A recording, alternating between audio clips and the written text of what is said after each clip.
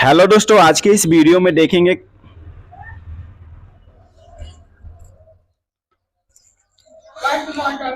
Hello दोस्तों, आज के इस वीडियो में देखेंगे क्लास 12 के केमिस्ट्री का वीवीआई सब्जेक्टिव क्वेश्चन आंसर, जो आपके फाइनल इंटर बोर्ड परीक्षा 2025 के लिए ना बहुत महत्वपूर्ण है। तो आप लोग वीडियो को पूरा लास्ट तक देखिएगा।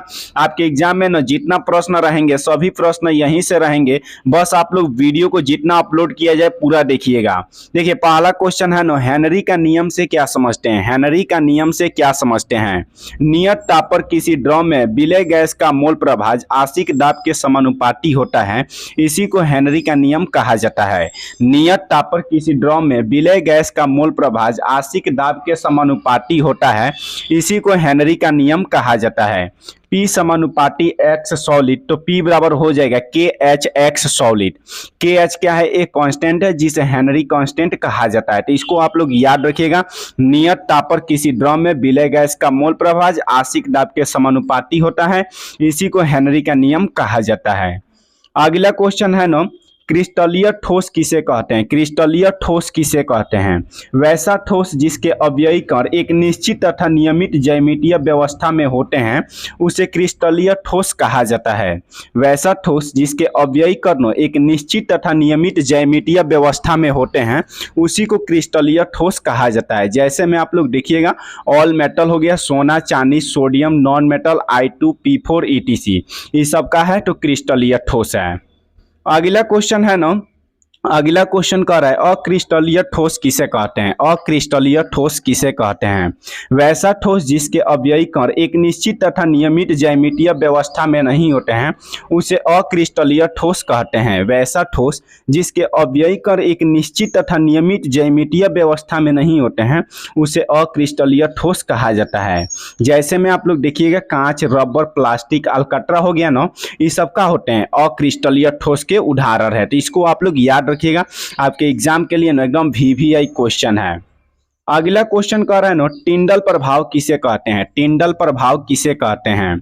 जब प्रकाश के किरण को एक कोलाइडी विलयन से गुजारा जाता है, तो प्रकाश के प्रकिरण के कारण प्रकाश का जो मार्ग होता है ना, वह दिखाई देने लगता है। इसी प्रभाव को टिंडल प्रभाव कहा जाता है। जब प्रकाश के किरण को कोलाइडी विलयन से गुजारा जाता है, तो प्रकाश के प्रकिरण के कारण प्रकाश का जो मार्ग यानी रास्ता होता है, वह दिखाई देने लगता है। इसी प्रभाव को टिंडल प्रभाव कहा जाता है। देखिए, आप लोग का ना जितना क्वेश्चन करा रहे हैं ना, सब एग्जाम के लिए वीवीआई क्वेश्चन है। तो आप लोग अभी चैनल को सब्सक्राइब कर लीजिएगा, और इस चैनल पर ना क्लास 12 का जितना वीडियो अपलोड किया जाए ना, बस आप लोग वीडियो को पूरा देखिएगा। और आप लोग को गारंटी दे रहे हैं, आपके एग्जाम में जितना प्रश्न आएंगे ना, सभी प्रश्न यहीं से रहेंगे। अगला क्वेश्चन है ना, समन्वय संख्या किसे कहते हैं? समन्वय संख्या किसे कहते हैं?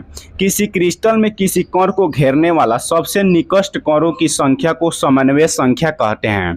किसी क्रिस्टल में किसी कण को घेरने वाला सबसे निकट कणों की संख्या को समन्वय संख्या कहते हैं। किसी क्रिस्टल में किसी कण को घेरने वाला सबसे निकट जो कणों की संख्या होता है, उसी को समन्वय संख्या कहा जाता है।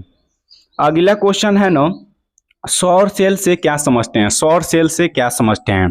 सौर सेल एक ऐसी युक्ति है जिसमें सौर ऊर्जा को विद्युत ऊर्जा में परिवर्तित किया जाता है, इसे सौर सेल कहा जाता है। सौर सेल क्या होता है? एक ऐसी युक्ति होता है जिसमें सौर ऊर्जा को विद्युत ऊर्जा में परिवर्तित किया जाता है। सौर ऊर्जा को विद्युत ऊर्जा में परिवर्तित किया जाता है, इसी को सौर सेल कहा जाता है।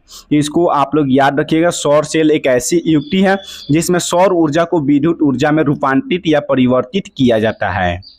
अगला क्वेश्चन है ना, फेरो चुंबकीय पदार्थ से क्या समझते हैं? फेरो चुंबकीय पदार्थ से क्या समझते हैं? ये भी अनुचुंबकीय होते हैं, इनमें अस्थायी चुंबक को उत्पन्न किया जा सकता है। देखिए, फेरो चुंबकीय होते हैं तो इसमें अस्थायी चुंबक को उत्पन्न किया जा सकता है। चुंबकीय क्षेत्र की अनुपस्थिति में भी इसका जो चुंबकत्व होता है वह गायब नहीं होता है।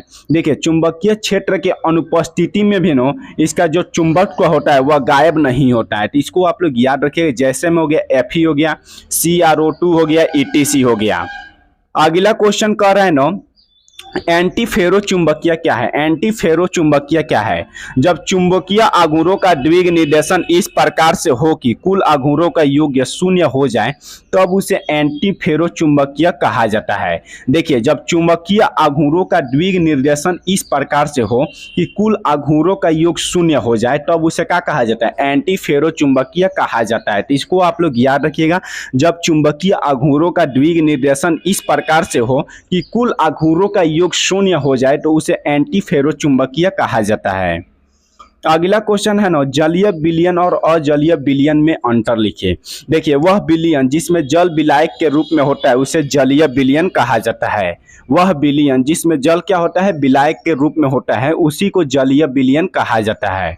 और आप लोग अजलीय विलयन का लिखिएगा, वह विलयन जिसमें जल विलायक के रूप में नहीं होता है उसे अजलीय विलयन कहा जाता है। तो ये दोनों परिभाषा को आप लोग याद रखिएगा, आपके एग्जाम में अंतर पूछ देता है, जलीय विलयन और अजलीय विलयन में अंतर लिखे तो आप लोग इसको लिख दीजिएगा तो आप लोग का नंबर मिल जाएगा। और देखिए, अभी तक ले नो आप लोग का हम केमिस्ट्री का बहुत VVI क्वेश्चन को करा दिए हैं और आप लोग का 12 तारीख से क्लास 12 का क्रैश कोर्स स्टार्ट होगा जिसमें आप लोग का 100% गारंटी है कि वहीं से सब क्वेश्चन आएंगे। तो आप लोग अभी चैनल को सब्सक्राइब कर लीजिएगा और वीडियो को पूरा आप लोग लास्ट तक देखिएगा।